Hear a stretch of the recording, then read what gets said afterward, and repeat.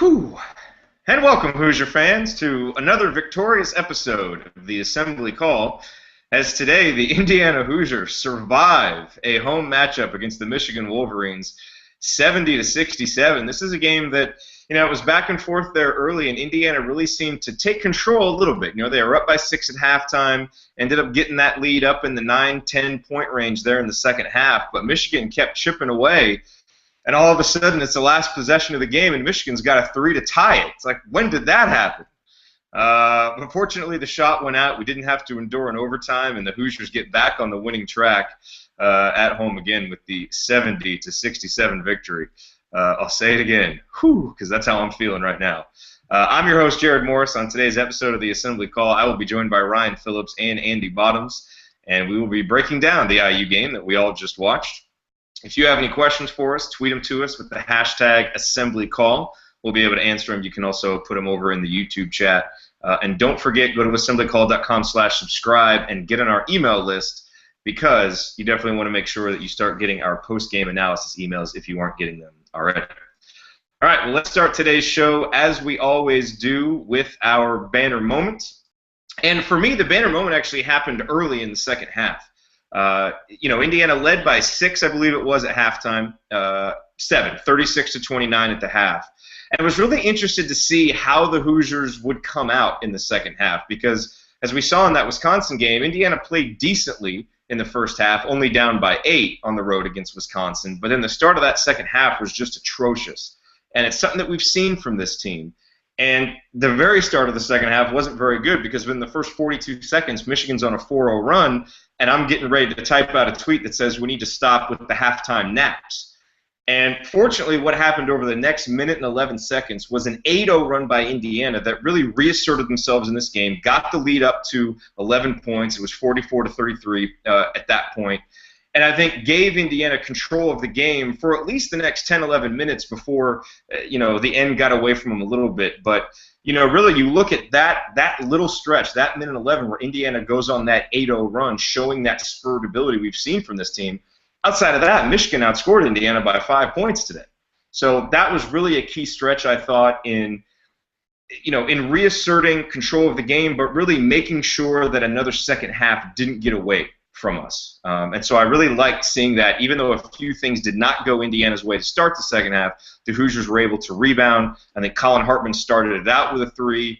Another one of those buckets was Troy Williams leading the break and kicking it to Robert Johnson for a 3. And I'm just going to guess that the other bucket was a Troy Williams dunk, because it probably was. So for me, that was really the key sequence of the game for Indiana. And if we can see them come out in second halves and play like that, I think it will go a long way towards this team being able to achieve its goals down the stretch. All right, let's go over to my co-host today and get their initial thoughts on this win. Andy, we will start with you and get your bottoms line on today's IU victory. Well, as I tweeted out toward the end of the game, this team is quickly starting to shave I think we're up to weeks. I don't think we're at years yet off of my life, but I think today was probably a good reminder that that's really how things are going to be down the stretch. I mean, Michigan came in ranked 11th in conference games and adjusted offensive efficiency, and they scored, assuming this is right, at about 1.15 points per possession without 2 of their better offensive players. So I think that's, I think we've all seen the defensive struggles. There were certainly possessions today. Robert Johnson had one late that was outstanding on Zach Irvin, but the reality is this team's defense is going to keep other teams in games. And even though we've pointed, repeatedly to this stretch for IU, where, now we get into this section of the schedule where, there's a lot of predicted victories if you go by the Pomeroy ratings. The other thing, I think Chronic Hoosier pointed this out yesterday, every one of the victories is of the 2, 3, 4, 5 point variety. I don't think any of the predicted wins are over 5 points as I scroll through it now. So perhaps we all better get used to these kinds of games if we aren't already, because I think we're going to see a lot more things like this down the stretch from IU, where even though they really could get whatever they wanted offensively, at least in long stretches today, giving up points the way they did in the second half, and a few turnovers, empty possessions here and there. Again, as we talked about so often, the margin for error is slim for this team. So while the upcoming schedule looks good, I would encourage everyone to buy stock in whiskey or people's medication of choice as we move forward through the other part of the season.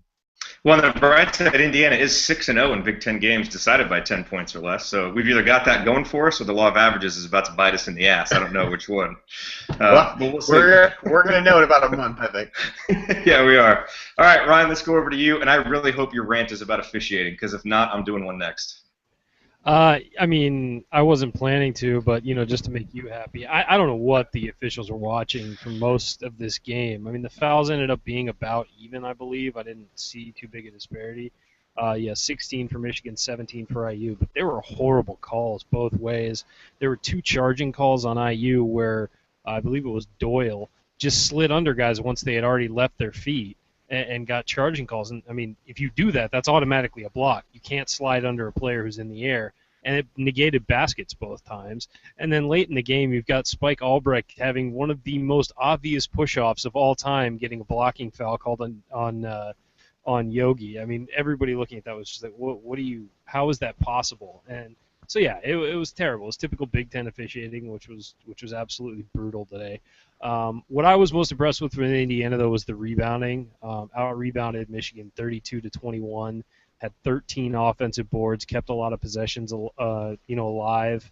And Indiana scored 70. We're used to seeing them in games they win scoring maybe a little higher, but at the same time, I thought they used up a lot of clock. Not forcing bad shots as much today, and so sometimes you get deeper into possessions. I thought their work in the paint was outstanding. I thought that was really the difference in the game, was that they were able to attack the paint and get points there. Now, Michigan, of course, did the same thing, but as Andy said, we're used to that with this team. But I thought that they stuck to the game plan, and that was attack the paint, and if you're going to shoot jump shots, get that off of a drive or something like that where you've got the defense moving and you've got a better, more wide-open shot. So I thought the rebounding and the work in the paint were the 2 keys to the game today.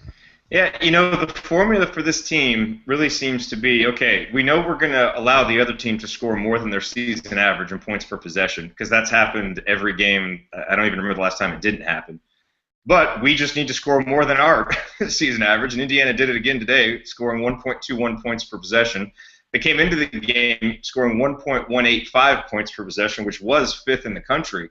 That's the thing. Indiana's defense has continued to get worse. It was coming into the game 1.056 points per possession, 252nd in the country. But the offense has continued to get better. And I guess that's just what we have to accept, Andy, kind of as you were saying. This is just how these games are going to go. And Indiana's just got to keep outscoring people. Fortunately, they were, able to do that today.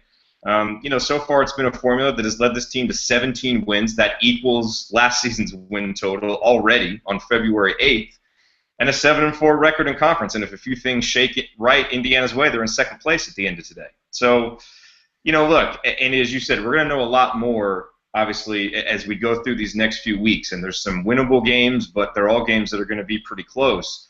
And I think what Indiana is going to need to do to win those games is what happened today, which is basically Yogi Ferrell and Troy Williams in the second half saying, we're not losing this game and we're going to make the plays to win it. Because I thought that's what happened. James Blackman Jr. was excellent in the first half.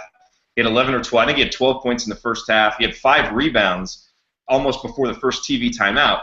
He only finished with 13 points and 8 boards. So, we'll talk about that in a minute because it looked like the ankle may still be bothering him. But let's talk about Yogi and Troy, and let's start with Yogi because he clearly just loves playing Michigan at home, and he was great today. He had 18 points, he had 4 boards, he had 6 assists, but even more than that, he made a lot of little plays late that led to victory. I think Indiana was up by maybe 4, and James Blackman Jr. got the ball in the corner, shot a 3, airballed it, and somehow Yogi came all the way from the 3-point line underneath the basket to recover the airball and saved the possession for Indiana, which ended up resulting in Blackman Jr. making a free throw later. But it's those kind of little plays Yogi's made in games like this one and in other Big Ten games that have allowed Indiana to win these close games. And that's a difference between this year and last year, is Indiana's making those little plays. And so, Andy, I want to ask you, I kind of joked a little bit earlier about how, Indiana's undefeated in these close games. And we know there's always some luck involved in close games. But don't you also think there's an element of this team where they find a way to make plays when it's close late. Hartman tapping out that rebound and making free throws. And I have I have a lot more trust in this team, and it starts with guys like Yogi making those big plays and big moments. Yeah, I mean, I think Yogi especially made a number of big ones down the stretch. The rebound that you mentioned, I think he also had the three-point play opportunity where he got Irvin on his back and took advantage of that. And I even thought, for as much as Irvin coming down and hitting that three, I love the Yogi alley-oop to Troy there at the end, because IU had, and we talked about this before over the course of the year, is IU gets in these places where what they want to do on offense is not sit and kind of hold the ball for a while and do these other things. And so they started doing the things that had nothing to do with getting them the lead that they had and really keeping them in control of the game, and running clock up 6 points with a couple minutes left, and then they'd end up with bad shots and need some of those kinds of plays to bail them out. So even though Irvin goes down and hits the three, I was glad that Yogi was aggressive in that situation, breaking the press, saw an opening, and took advantage there. I thought that was another big play. Obviously, Irvin makes it close by hitting the three, and then Hartman making only one of the two free throws. But I thought that was another, kind of small play, that a recognition on his part that, they'd gotten away from the things that they were doing that had gotten them the lead, and saw an opportunity and took it. So, yeah, I mean, I think you're right. It's funny that we talk about, I had no idea that stat of, the team in close games, but, it feels like in a lot of those games we've been able to come on here and point to, like, oh, here's a couple plays that really made a difference, and a number of different guys that are making more, I guess, just hustle and effort type plays than maybe we saw in those scenarios last year. It's kind of what it feels like to me, especially when we talk about Hartman and some of those plays tapping rebounds out. I think Zeisloft had one in the first half. I think it led to the first of the ridiculous charge calls against Doyle, where the Troy Williams highlight dunk got wiped off the scoreboard. I think it was before that where he had made a good play to tap it out to Yogi and do that. So I think we see that throughout the game. I think it's a positive sign. But I would agree. I mean, Yogi in particular was really good at those things today. Seemed to always come up with a good pass or got to the rim when they really needed it. Really both in the first and the second half. Yeah, and Ryan, Yogi, with his first three-pointer today, it made 55 straight games that he has made a three-point shot, which is a number that I don't think is getting enough recognition. It just shows the consistency that he brings. And I thought, in the first half, he was doing a lot of chasing of Zach Irvin. So, I mean, he's, as we know, he's playing on both ends. He played 38 minutes again today. And just, again, another really nice performance by Yogi. Yeah, and it was really funny. My dad turned to me and said on that three-point record, he's like, wouldn't you think Jordan Hulls would have that record? And I thought back to it, and I was like, well, Jordan sometimes had trouble getting a shot off because of his size. And Yogi has never really seemed to have that problem, regardless of his size. But, yeah, I mean, he's just, a couple weeks ago on the show we talked about, and I don't mean to toot my own horn here, but we talked about, you mentioned, you said, who's the most important player on this team? And it was kind of trending towards Troy because he'd had some big games in a row. And I said, it's still Yogi Ferrell just because you can always rely on him to step up when he needs to. He may not be scoring as much as he normally does. At that point he wasn't. But you just felt like, you could always fall back on him. And then today, I mean, when you look at it, we got 4 points from the bench and scored 70. So guys like Yogi and Troy really had to step up. And Yogi had 18. He had 4 rebounds, 6 assists, a steal. He turned the ball over a couple times, but, none of them were too egregious. And then, Troy had 20 and 8 rebounds. So you're getting production from the guys you need to get production from, and you're getting it on a consistent basis. And I feel like over the last 2 weeks or so, even in losses, Yogi has really been the guy to just sort of take it on his shoulders and get things done. And you're seeing him attack the paint with much more consistency and being willing to go up and try and score in the paint instead of just dribble through and dribble out the other end. So, I think he's establishing himself. We already knew it, but I think nationally people are starting to take notice of how good he's been. Yeah, and let's talk about Troy because, this is the kind of game that we come to expect from Yogi. He's so consistent, which is why I think he sometimes gets taken for granted. And Troy, he ebbs and flows. And so I think Indiana, the reason why when we had that conversation, I argued for Troy, Indiana seems to ebb and flow more with Troy than with Yogi. And that's really a testament to Yogi because he's just so consistent even in losses. But, again, Troy in the first half, we got a lot of good Troy and a lot of bad Troy, and it seemed like he would almost alternate between the two on every possession in the first half. And he had a little streak there of 3 turnovers that were just awful. I mean, bad decisions in transition, dribbling into traffic. But to his credit, he really cleaned it up in the second half, and he didn't have another turnover. He ended up having a few really big assists where, a younger, less mature Troy might have decided to take it all the way to the hoop and try and get a highlight. Instead, he kicked it out for 3-pointers that were converted. And I thought in the second half, Troy was dynamite. And just the efficiency of his game today. He had 20 points, but it only took 9 field goal attempts to do it. He was 8 of 8 from the free throw line, had a couple of steals, had those assists, had 4 offensive rebounds, a few of which were turned into huge dunks. And I got into an argument with a few people today on Twitter. So, one person said Troy is dumb. And frankly, that's dumb. Troy is not a dumb basketball player. Troy is a guy who is given the green light to play aggressively. And when that happens, you're going to take some good and some bad with it. You're going to turn the ball over some when you're playing aggressively. So turnovers aren't necessarily an indicator that a guy is not a productive basketball player. But I thought what I loved seeing from Troy is that he made better decisions in the second half, and we've seen him do it as this season has gone along. I think we've really seen improvement in his decision-making overall. There's still room for improvement, obviously, but I thought we saw a lot more of the good Troy in the second half. And again, in the 3-point game, all of those decisions, all those plays make a big impact. Andy, what do you think overall of Troy's performance today?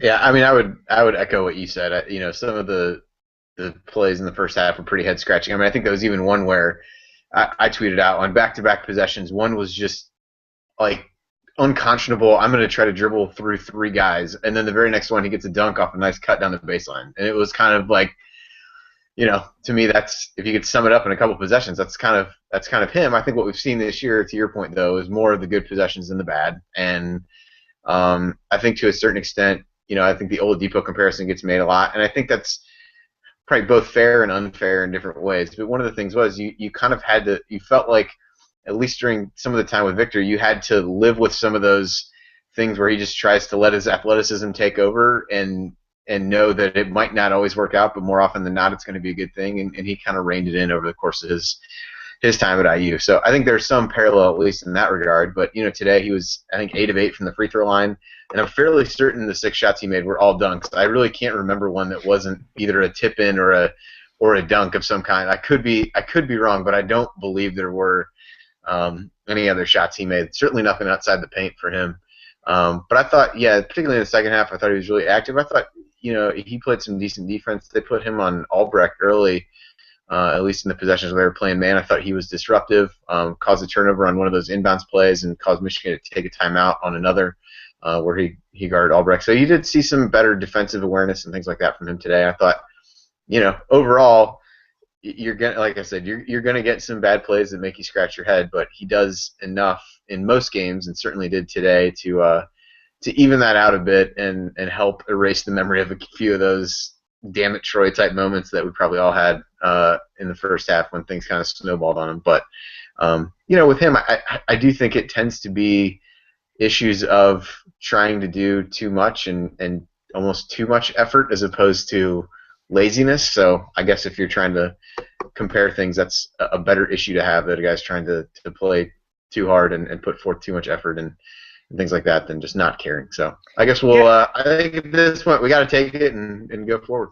Well, and I would like people to be fair with their expectations, okay? I mean, Troy Williams is a sophomore, and just look at the growth he's made from one season to the next. I mean, last year he used 19% of possessions, and his O rating was 100.1. This year he's using 24.9% of possessions, and his O rating is 114.1. His turnover rate this year is 19.6. Last year, it was 24.8. Free throw shooting last year, 67.5%. This year, 74%. So, I mean, Troy is growing in almost every way, exactly as you'd want a guy like him to progress. And if we're looking at this, at the end of last year and saying, hey, are we going to be happy if Troy is better in all these different ways? We would be. So, I get frustrated when in the middle of a game a guy makes a couple bad plays and everybody just starts jumping all over him like he's not trying or he hasn't improved. Like, let's make sure that we're taking a big picture view. This guy is turning into a dynamite basketball player, and part of what makes Indiana go is him setting the tone and being aggressive, and he has the green light. And that's going to mean some turnovers, but he's still improving and still making so many big plays for this team. So anyway, a little pent-up frustration from mid-game. Ryan, jump in on that if you want to, or let's talk about James Blackman Jr., who obviously had a pretty big split between his first half and second half performance. Yeah, I think with Troy, I mean, as we all had our damn it Verdell moments, I just kind of have my roll my eye moment with Troy every game where he dribbles through traffic and turns the ball over, and it just happens. And it's him trying to make a play and make something happen, and it doesn't make me happy. But if you have to take that to get him to just being super aggressive and making plays, I mean, the guy had 4 offensive rebounds today. And that's just someone being active and making plays happen. So I am willing to deal with a bad turnover here and there if it's, if the result is that you're getting this hyper active, game-changing type player. So I'm fine with it, but it does certainly annoy me when he tries to dribble through 4 people and seems surprised when he doesn't have the ball at the other end. As for James, I thought he had a great first half, and really it was encouraging because he was playing well and the ankle looked fine. But I think sometimes when you go in at the half and you do have a hurt ankle, I mean, this is a kind of injury that's going to linger for a few weeks. He's not going to be better immediately. And I think sometimes when you warm up and then you go sit at halftime, it can kind of start to hurt again. And I think that's what happened. He came out in the second half, and God bless him, he was trying, but he just didn't have the same spring in his step, and he was a step slower on his drives and things like that. He got beaten off the dribble a few times, and he was out there giving his effort, but he was clearly, I think, laboring a little on that ankle, and so they'll go in and get him treatment for the next few days, and hopefully it'll be a little better for the next game. Then he'll get treatment, be a little better for the next game. So it's going to be a process to get him back to 100%. But he was out there, and I thought he played a great first half, and then was a little slower in the second half, which is to be expected. Hey, let me play devil's advocate here for a quick second with you guys. Andy, I'll start with you. Should we all be dissatisfied with a win like this? I mean, it's at home. You're playing a team that's without Derek Walton and without Karis LeVert. They're a team that even with the contributions of those guys included is only a ranked 90th or something in KenPom, and then to have the game come down to a final possession. I know we want to get excited about the good things, but is there concern in a performance like this? I mean, I think there is, for the reasons that I brought up earlier, is that you took a team without a couple of their better players that hasn't been effective or efficient offensively in most games, was coming off of a game Thursday night where they just got crushed at home by Iowa, and didn't let them do whatever they wanted. There were certainly some defensive possessions that were decent, but particularly in the second half, the defense I thought was really poor. It continued to struggle to contain guys off the dribble, and Michigan had a lot of pick and roll plays where they really got some easy looks at the basket. So I would say yes, in the sense of I didn't really feel like it was a great performance other than the end result and looking at the offense. The flip side of that is I'm not sure what else we should expect from this team anymore. So I'm almost at a point where even though I think there might have been times when we thought, wow, this, and they still could end up, being in second place in the Big Ten as of now. But I think it's pretty clear what the limitations are at this point. So I, to some extent, have a hard time getting bent out of shape when a defense that I think is not good at all anyway doesn't play very well. So I don't know. So I'm kind of there at that point. I'm pretty much at a point where I'm going to enjoy the wins when they come. When they don't, it's likely going to be because the team had enough empty trips on offense or played really bad defense, like the way that they have on so many occasions this year. And that's just kind of what it feels like where we're at with this team, or maybe just where I'm at with this team at this point. So I'm kind of like you. I don't love the performance, and there's certainly a lot that we could probably pick apart about it, but the things that were bad are not things that I expected to be good coming in. So I kind of wonder whether it's worth doing that to a certain extent. Ron, what do you think? I'm not a style points guy. I kind of never have been. If you look at the team this year, 5-point win over Nebraska, 3 points over Ohio State, 3 points over Penn State, 6 points over Illinois, 19 over Maryland. I mean, that's clearly the outlier. 8 points over Rutgers in a game they struggled at times in, 3 points over Michigan. I mean, it's this as long as they win, and this team seems to find a way to win these close games and the games they should win, really. I don't have a problem with it. Where I have a problem is sort of maybe if they were down for huge stretches of this game and had to make some kind of furious comeback just to eke out a win. I mean, they controlled this game pretty much, I felt like. I think in the last few minutes, there were a few bad breaks that didn't go their way, a few, as we mentioned, terrible calls that sort of kept Michigan hanging on. And then, of course, with Blackman laboring late, I mean, there's all kinds of things. And it seems like there's always something like that in these games. So when it becomes a pattern, you start to wonder if it's the fault of anyone else but the team, But at the same time, this team seems to figure out how to win these close games, even against teams they should be blowing out. I don't really care as long as they come away with a win. I mean, as Andy said, we know what this team is. We know they're going to struggle defensively. As long as they're able to turn it on when they need to, I mean, we're 7-4 in the Big Ten right now, and a half game behind Maryland for second place. I mean, that's pretty good right now.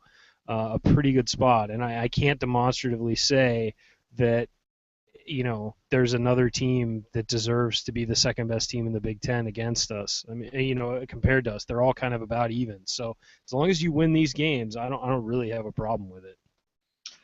We got a couple questions. Here's the first one: do you sell life insurance? I'm wondering, is that directed at me? Am I giving off a vibe that I sell life insurance? I'm not quite sure. Am I missing a joke here? It could be that this team may kill him, so maybe he needs some life insurance. I don't know. Okay. I got you. So maybe it's not a personal attack. He's trying to protect himself in the event that there's too many of these close games. Okay, good.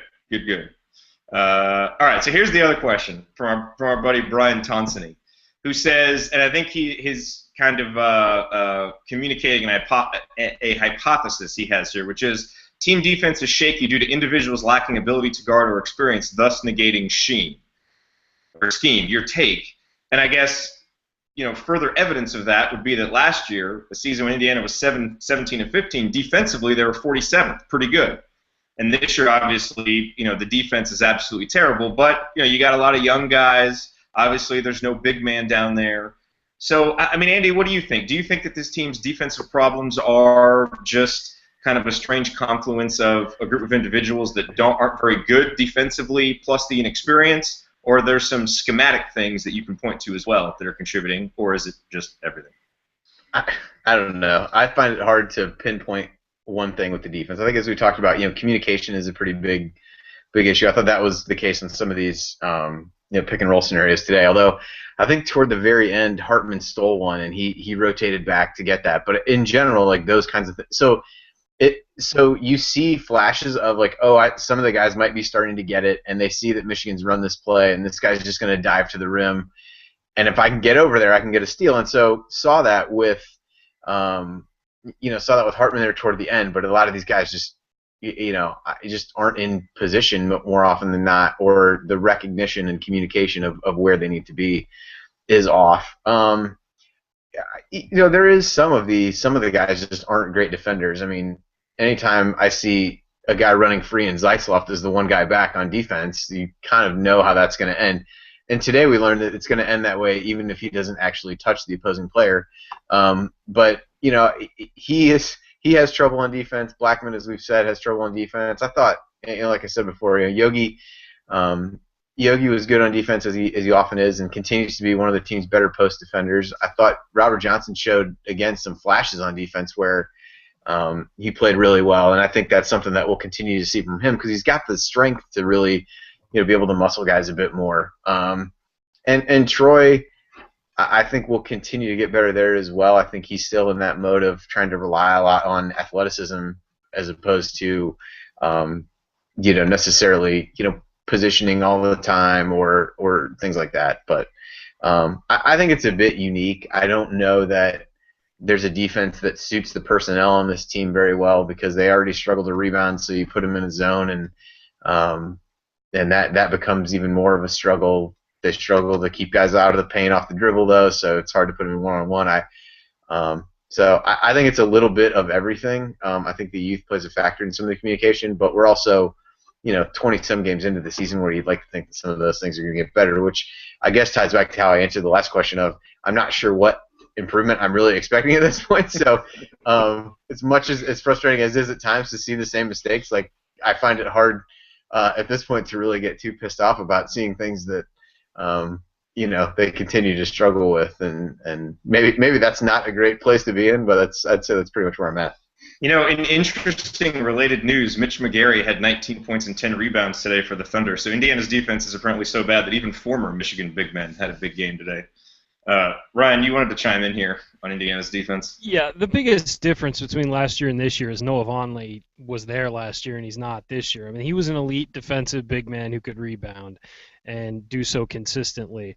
And that discourages people from driving in on you. Now there's no rim protector. There really isn't. I mean, even with Hunter in there, Hunter's out of position a lot of times and things like that.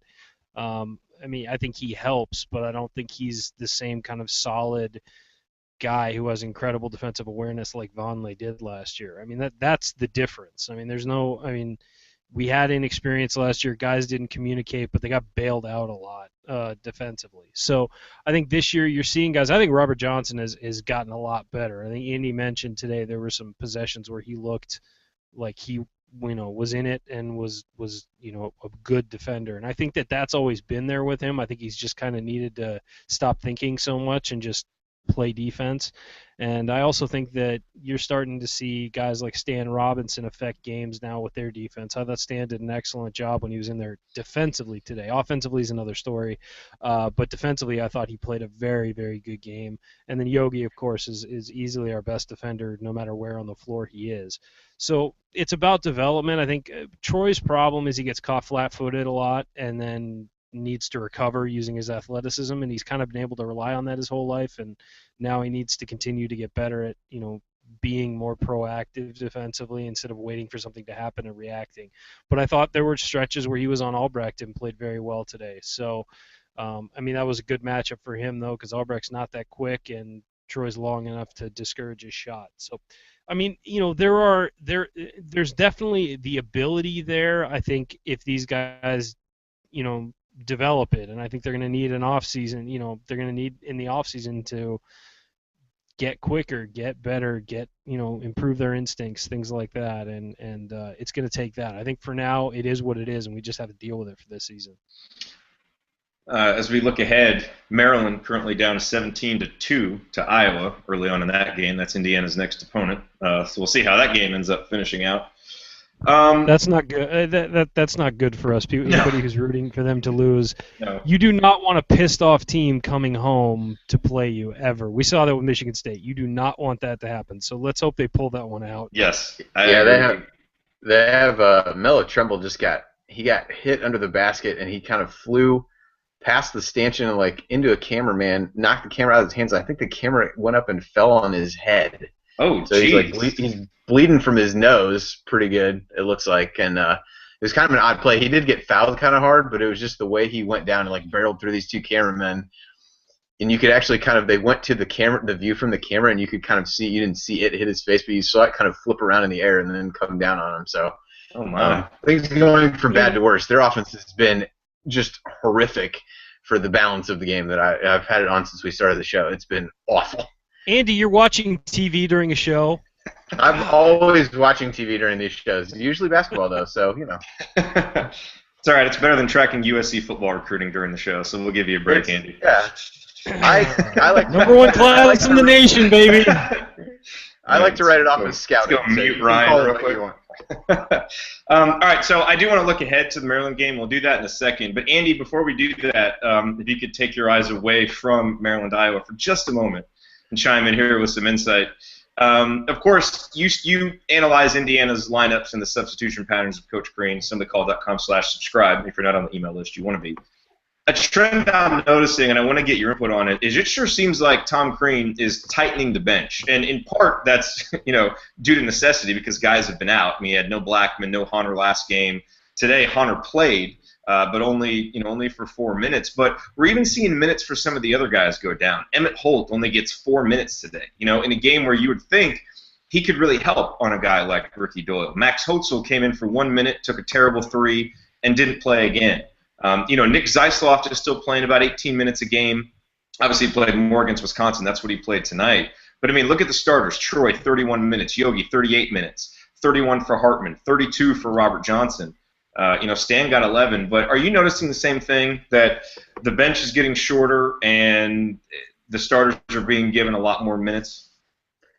Yeah, it felt that way for, I guess, a handful of games. I think partly that's the Perea injury, but yeah, they had that stretch of all those games in, I think it was like 5 games in 13 days. Yogi was playing 38, 39 minutes a game, it felt like. I think that's probably where the kind of extra day or two break between games helped a little bit leading into this one, and maybe that made him feel like he could continue to play some of those guys at that rate. But I think we're also starting to see that they're just not getting as much production off the bench either, and so the argument to leave some of those guys on the floor outside of just giving guys a breather has really lessened. Zysov's kind of been hit and miss, it feels like, of late. I thought he had a couple nice plays today, hit a three, but I thought there was also a couple threes he passed up when, to me that's why he's in the game.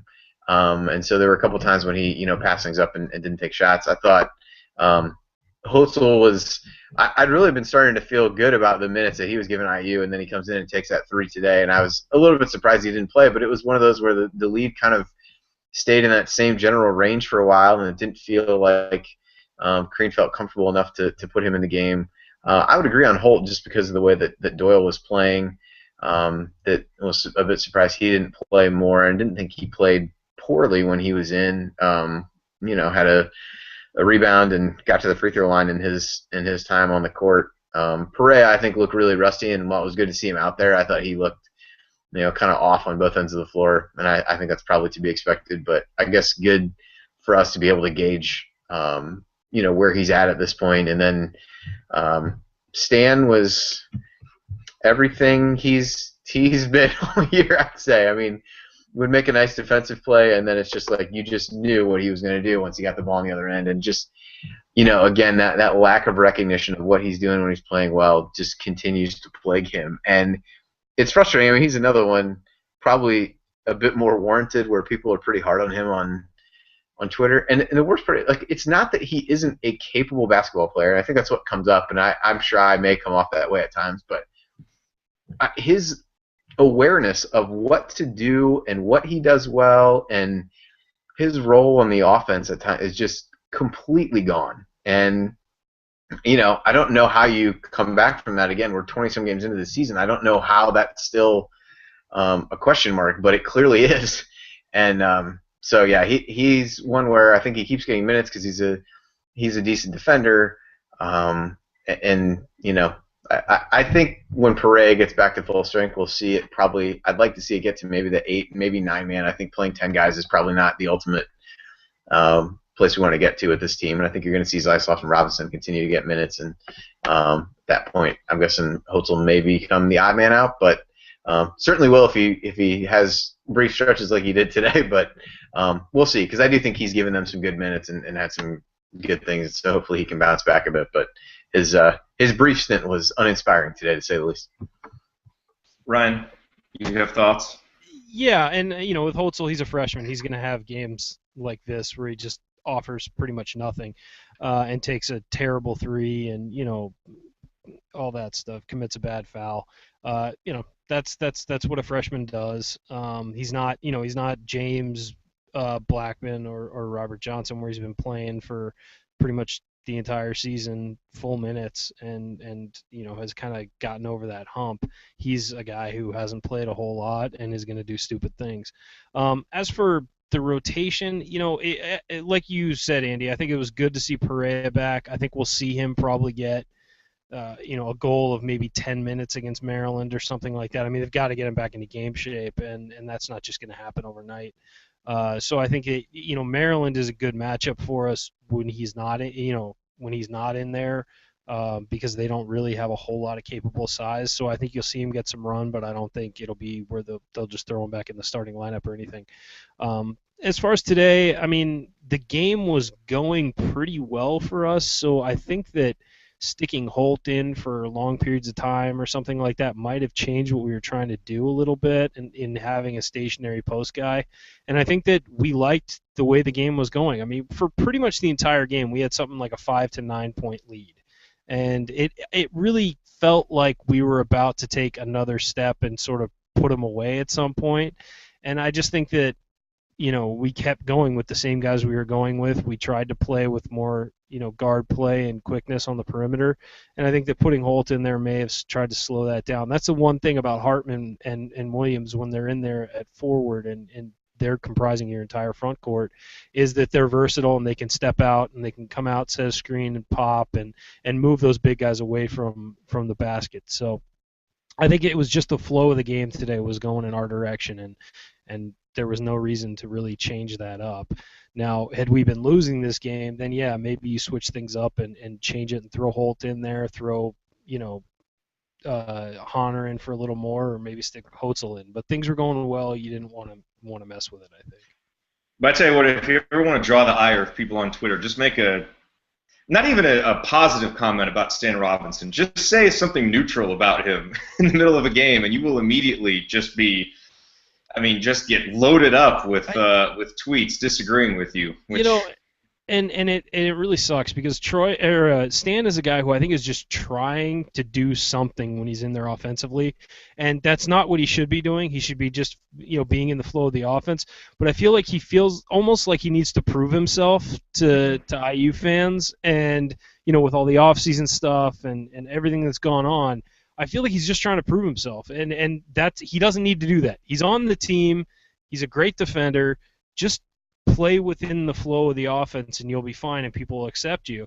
And it just seems like he's almost digging himself a deeper hole by trying to do too much. And it really sucks. And I've never gotten the impression that he's a selfish player, although I think sometimes people look at his decision-making on offense and view it as selfish. I think he's a guy who just is taking longer to realize that the stuff that worked for him in high school isn't going to work in college. And he's such a good ball handler. He's so good at getting to the basket. He almost has an uncanny ability to drive and just create angles getting to the lane. But the problem is in college, the openings close faster and the guys are bigger and he can't shoot. He can't put the ball up with a chance to score as often as I'm sure he could before. And that's why his best games this year are when he drives and looks to kick. And I think what really frustrates me about him is, especially on a team like this, he's got some unique skills that should really help this team. His defense, number one, which this team needs, which is why he plays, but his ability to drive, if he would just look to pass with all the shooters he's got around him, he could be so much more productive. So I know, I'm probably driving the Stan Robinson bandwagon, whatever's left of it, but I continue to believe there is a good college basketball player in there, and I think he's going to be a positive player for this team as an upperclassman, because I think he plays hard every time he's out there, and I know he had the issue in the offseason, but he seems like a good, well-meaning kid. And so, I get a little defensive when people criticize, but don't say mean things about him. I hate that. And anytime that happens, you'll get me firing back, because I don't like that kind of stuff. Well, and I think one other quick thing on him, and somebody tweeted this to me during the game, and they said just like, if anybody needs a mid-range jumper, it's him. I mean, I said even some kind of floater. Some of those shots that Blackman made in the first half were because to your point, he gets into the lane and then he feels like everything has to be at the rim, and he gets there and more often than not the shots just aren't getting up there. He has to take such a wild shot to get it up over the defender that it doesn't happen. I mean. And it's one of those things where in retrospect you say, like, okay, well, that's what he should have worked on in the offseason other than trying to figure out what damn hand he should shoot with. And it's just like, pick a hand and work on that, and how much that might help him. But, to a certain extent, that's a moot point for now. But I think as we look forward to what he can do, that's something that he just needs to, figure out how he can pull up a little bit shorter once he gets past his man initially. But definitely this year's most frustrating player, I would say, with probably not even a close second. I think Troy we talked about earlier, but I don't feel like it's that close because Troy has so many other moments that balance it out that you can easily forget about it. Yeah. All right, so let's look ahead, and we're actually going to take a longer look ahead than just to Maryland. Because real quick, I want to analyze the impact of Hunter Mascara-Pere. He didn't play much today. Only 4 minutes. I think the whole idea is just to kind of start easing him back into this. But I don't know about you, but as I look at the calendar, I'm really zeroing in on that Purdue game on February 19th. Not just because it's payback, but because that's a home game that I think we should win. But yet that matchup is so tough for us that even at home it's going to be difficult. And so I think, as you look ahead, the Maryland game, the Minnesota game, obviously having a big presence can help in those games. But I think it's especially important for Purdue, to get Hunter back up to where he can play 20, 25 minutes and just provide a body in there against A.J. Hammonds and the other guy, whatever his name is, the backup center, Haas. So talk real quick about his impact, Ryan. Ryan, I'll start with you. I mean, let's say that he's back, and kind of being the Hunter that he was before the injury by then. How big of an impact is it for Indiana? Because we've all kind of hemmed and hawed, and there was a time when we're like, oh, this team's better without him. I think that's been disproven, but just how important can he be? It's very important just to have that size there, and I think it's really hard for people to understand that until it's missing. And you see the Wisconsin game, and all they did was just consistently use their size to just beat Indiana down. And a lot of people want to say, okay, well, if you don't have size and you're facing size, what do you do? Well, you can do some things, but it's not always going to work. I mean, size is the great equalizer in college basketball, and it is the one thing that is just almost impossible to account for if the opposing team uses it correctly. Purdue used it correctly against us. They went inside consistently, forced us to drop extra defenders down there, and then had wide open shots, wide open driving lanes. And Wisconsin did the same thing. With Hunter in there, at least you can try to guard Hammonds one-on-one. It may not work, it may not wind up working, but at least you have a fighting chance there. And that's a huge difference from what happened when we went up to West Lafayette. So having him back for that game is important because it gives you a puncher's chance. But again, people think that there's an answer for everything in basketball. Well, if you do this, then, or if they're doing this, then you do this, and that's the counterpunch. Well, it just doesn't always work in practice. Sure, theoretically things could work, but if you don't have size in basketball and your opponent does, it's going to be a long night, and typically, and it has been for Indiana the last few times they faced teams with big men, and they haven't had their one post player they can count on. So hopefully he's back, and hopefully, he gives us a fighting chance against Purdue.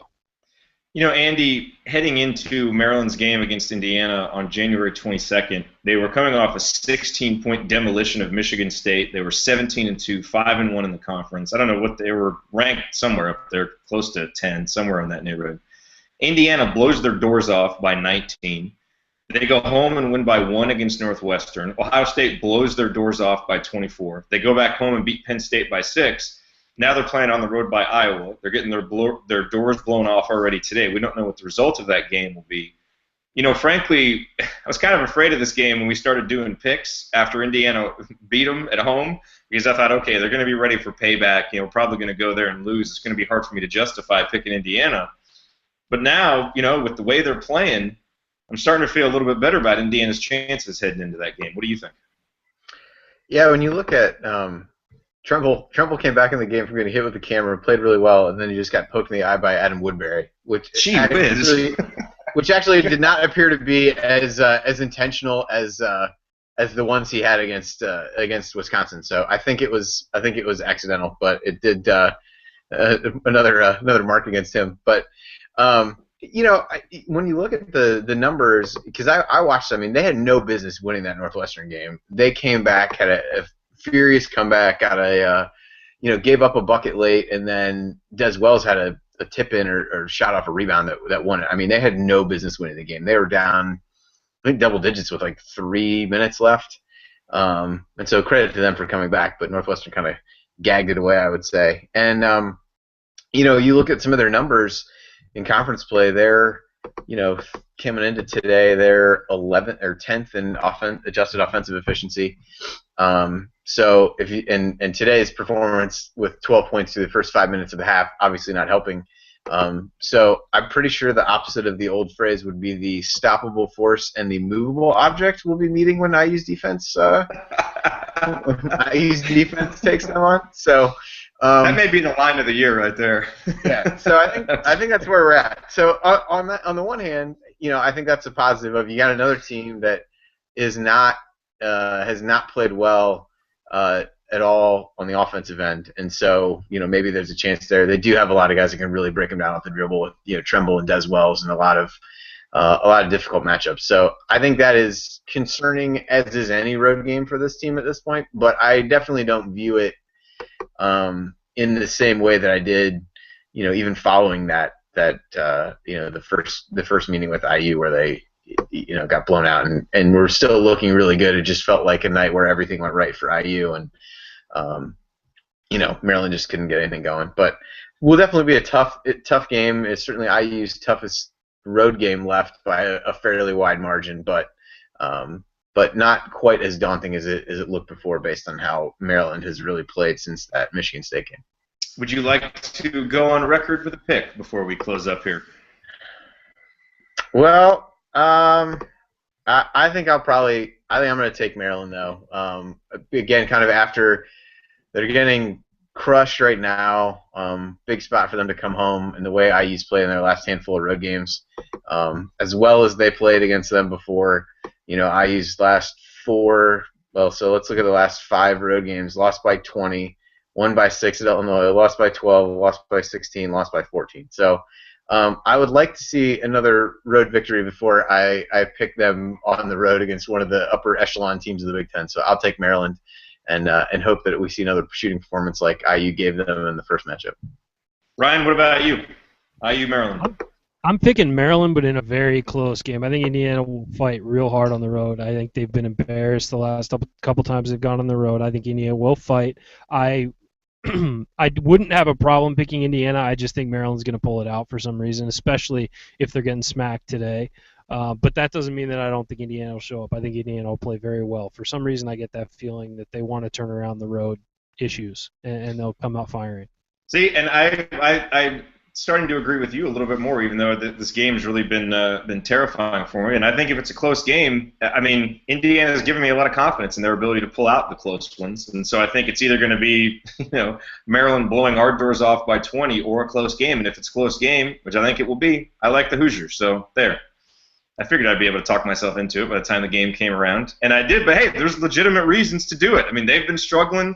Indiana's, won another close game today, so... Look, if you talk yourself into the Wisconsin game, you're going to talk yourself into any other game the rest of the season. I didn't know James Blackman Jr. was going to be out 5 minutes before the game. All right? Yes, because that made all the difference in the world. Hey, we're not looking back. We're looking forward, all right? But yeah, Maryland is not some insurmountable juggernaut. I think Indiana will play them very well. I think it's a great matchup for IU, just like I think Ohio State is a good matchup for IU. And we lost Ohio State on the road because we didn't play our best game. We were flat. It was an afternoon game, but I thought that matchup favors IU, and I think the matchup at Maryland favors IU. I just think that for some reason I get the feeling Maryland will pull it out in the end, but I think it will be a good game, and I think Indiana will show well. Let's go with some final thoughts. Andy, go with you first, then Ryan, and then I'll close it out.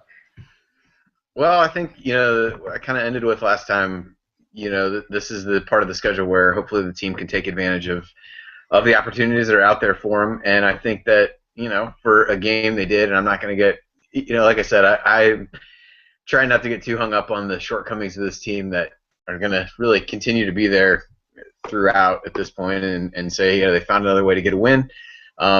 First one of those opportunities, they took advantage and moved to 7-4 and have a chance to be in second place in the Big Ten. So I thought the guys that they needed to play well really stepped up. Blackman with a great first half, and then Yogi and Troy really took it home in the second. The concern for me continues to be the defense, obviously, but maybe more than that is the bench. We talked so much early in the season and early in Big Ten play about how important the bench had been to this team.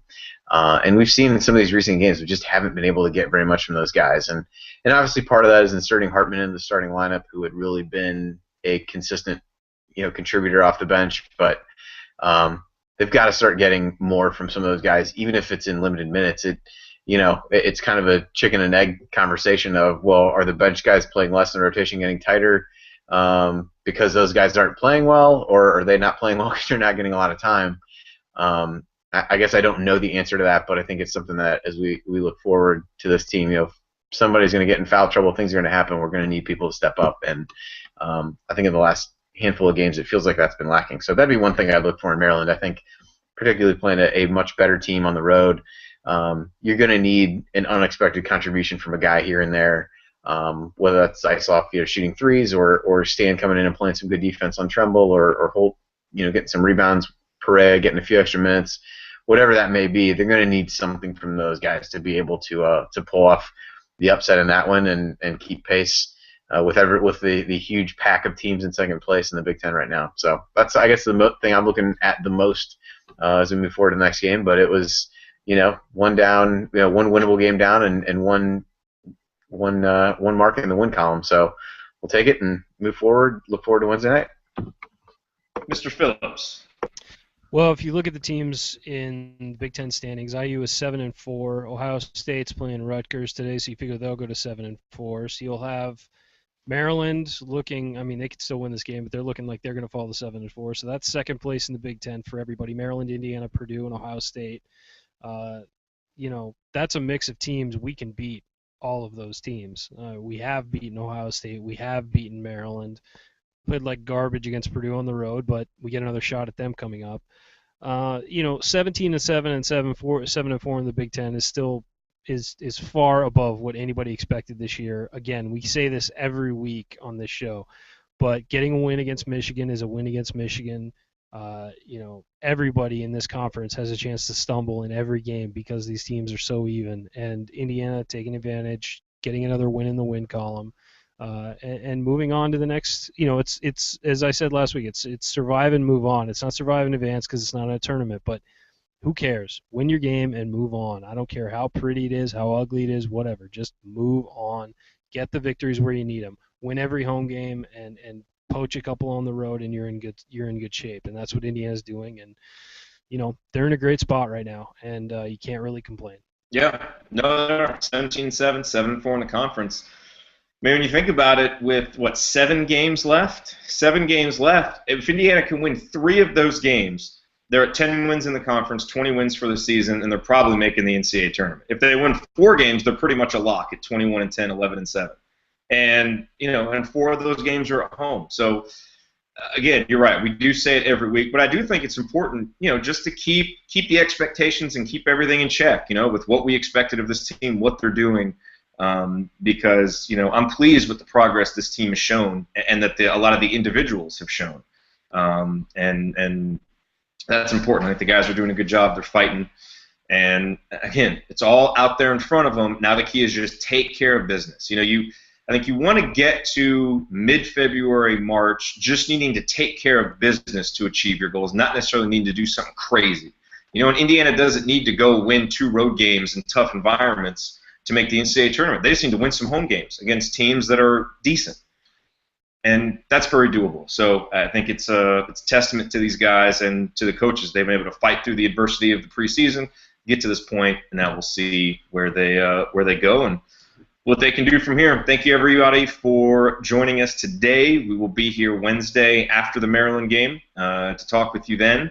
assemblycall.com/subscribe. Get on the email list. We'll have the email out to you tomorrow morning like we always do. And with that said, enjoy the rest of your Sunday. Enjoy the rest of your Sunday, and we will talk to you on Wednesday night.